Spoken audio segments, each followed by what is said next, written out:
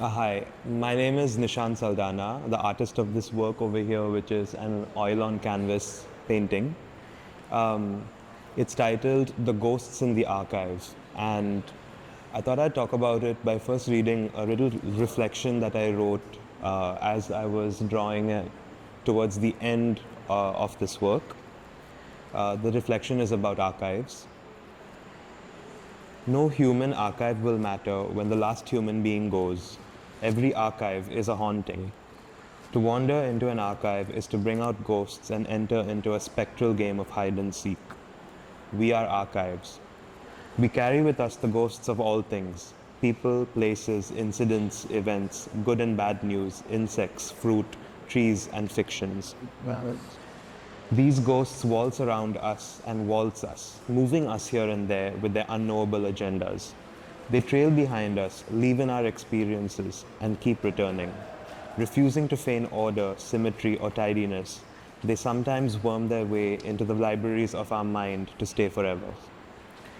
I began to name my ghosts, especially the recurrent stubborn ones, even those I fear might come to be someday. If I name them, will they go away? If I arrange them in front of me, will they behave? So when it comes to this painting, the what I became interested in at the start of my research was this idea of ghosts and how every archive is actually filled with ghosts of everything that it contains and all of the connotations of the objects in an archive. And that the ghosts are these animated living characters that come out when you enter into an archive.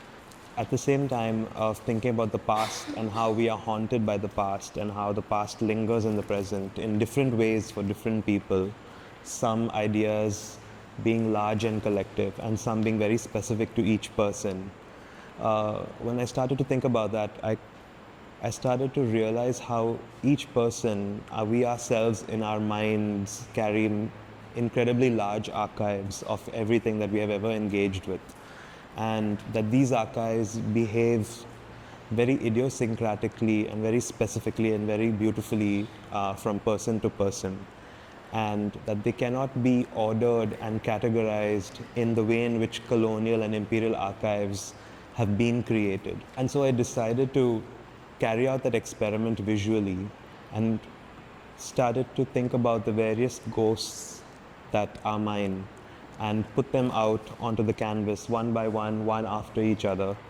And I realized that it was a very complex mix of mundane and everyday things, as well as things connecting to nature and biodiversity and forests, because I work in environmentalism. It also connects to things that attract me and also disturb me about the history of Goa and the larger collective things that are both interesting and also troubling for me. And I think all of these show up as ghosts.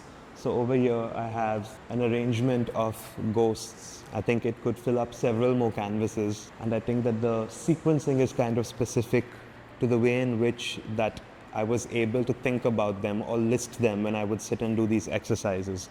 And that the way the logic of this archive is the logic of the cognitive experience that I went through while thinking about it.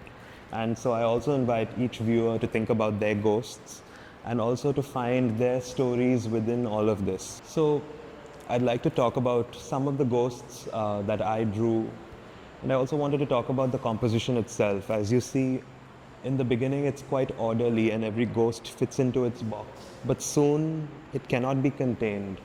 And what I'd like to talk about is, on the top you can find certain stories about trees and citizen movements that are happening in Goa right now. I also specifically documented a little story about a banyan tree that was cut down in Santinej, a really old 200-year-old banyan tree, and the citizens were very upset because it was done done in a way that was not bureaucratically correct, and it was a beloved tree.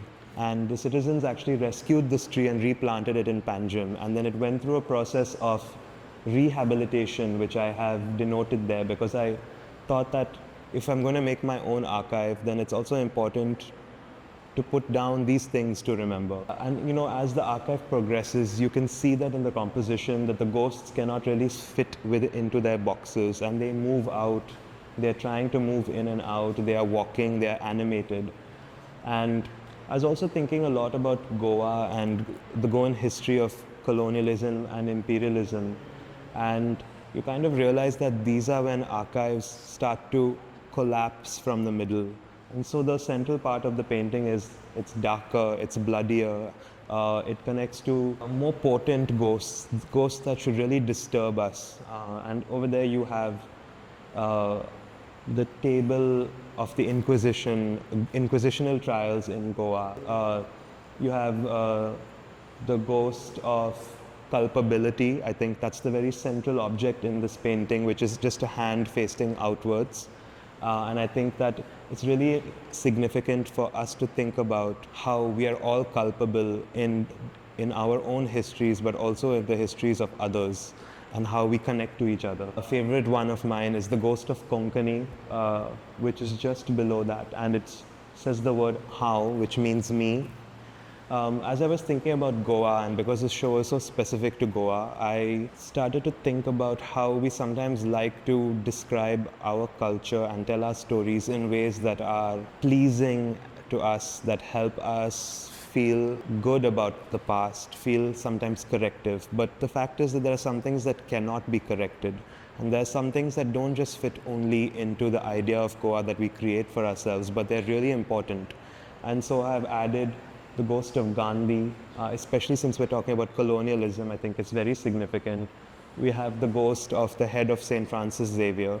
I also have the ghost of the Babri Masjid, which I think is an omnipresent darkness that hangs over all of us. You'll also find different things, such as the ghost of extinct animals. I've depicted it by drawing a striped hyena that used to live in Goa, but because of development and just general building of homes, they lost their large tracts of land and they don't exist anymore in Goa.